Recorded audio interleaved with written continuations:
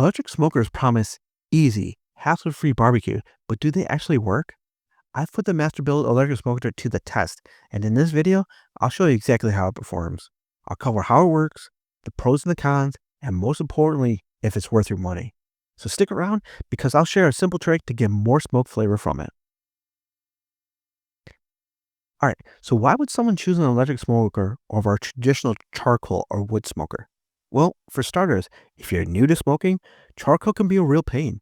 You've got to manage the fire, adjust the vents, and watch the temp all day long. But with an electric smoker, you don't have to worry about any of that. The smoking chamber is so well insulated that you just set the temperature and it stays there. No more babysitting the smoker, no constant adjusting, it's just set it and forget it. And another reason, if you're not into that super strong smoky flavor, an electric smoker is perfect. It gives you a nice light smoke that doesn't overpower the meat. And hey, they're also great if you don't have a ton of space. These units are typically vertical smokers and don't take up too much room. Now here's another reason why electric smokers are great for beginners. Fuel efficiency. Since they run on electricity, you don't have to buy charcoal or wood all the time. With a traditional smoker, you're constantly running to the store for more fuel, especially for long cooks. But with an electric smoker, once you set it up, you're good to go. You don't have to keep feeding it fuel, which saves both time and money. It's a lot less hassle in the long run. If you're new to backyard barbecue and want a little extra help with cooking times and temperatures, I've got a free guide that'll make things super easy for you. It covers everything from meats to veggies, and it's perfect for getting started. Just drop a 100 in the comments below, and I'll send it your way. So how does the Masterbuilt electric smoker actually work? If you've never used one, here's the deal. Unlike a charcoal or gas smoker, this one runs on electricity. It heats up using a small electrical element, and that electrical element heats up a small tray where you're going to add your wood chips. And that gives your food that smoky flavor. But does it actually deliver that deep, rich smoke taste? We'll find out. One of the best things about the electric smoker is how easy it is to control the temperature. Instead of constantly adjusting the vents or adding fuel, you just set the temperature and the smoker does the rest. No babysitting, no guesswork. Most people keep it between 225 degrees and 275 degrees Fahrenheit, depending on what they're cooking. And let's talk about wood. You load wood chips into a tray, and as the heating element warms up, it starts producing smoke. But can you use wood chunks instead of chips? Not really.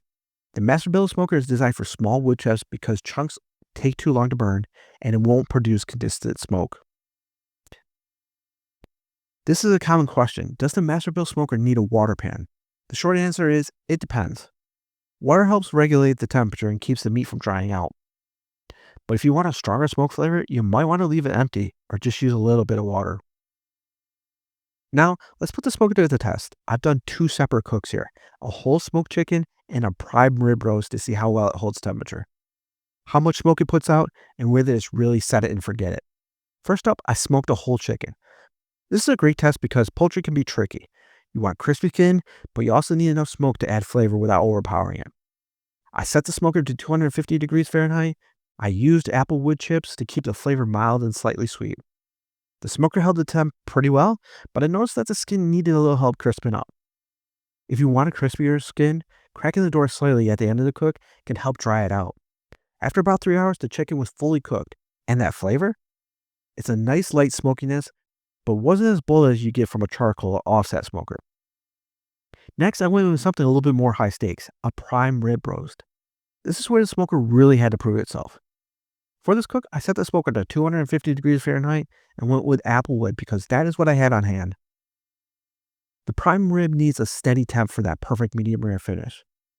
According to the built-in temperature gauge, the smoker stayed within about 5 to 10 degrees of my set temperature, which isn't bad, but I still used the ambient temperature from my meat probe to confirm the smoker temp. One thing I noticed, electric smokers don't produce the heavy smoke ring like you get from a charcoal smoker, but the flavor is still there, just more subtle. If you want more smoke, you can add chips more frequently or even use a pellet tube. Masterbuilt also has this cold smoker attachment, which really produces a lot of smoke. It's something that doesn't come with a smoker, and you would have to purchase separately, but it works really well. After about 4 to 5 hours, the roast was done, and it came out juicy with a nice crust. The smoke flavor was noticeable, but not overpowering. So here's what I found. First, the smoke flavor. It's definitely lighter compared to a traditional charcoal or offset smoker. If you prefer a bold smoke, you might need to add wood chips more often or use a smoke tube to wrap it up a bit. As for the bark, the prime rib had a nice crust, but the smoke ring, not as deep as you would get with a wood burning smoker. Electric smokers don't create the same conditions for that thick pink ring, but the flavor is still there. Juiciness wise, both the chicken and the prime rib came out incredibly moist. The smoker does a great job of holding in the moisture because it's electric. I didn't have to constantly adjust the temperature or worry about running out of fuel. So what's great and what's not? Let's start with the pros.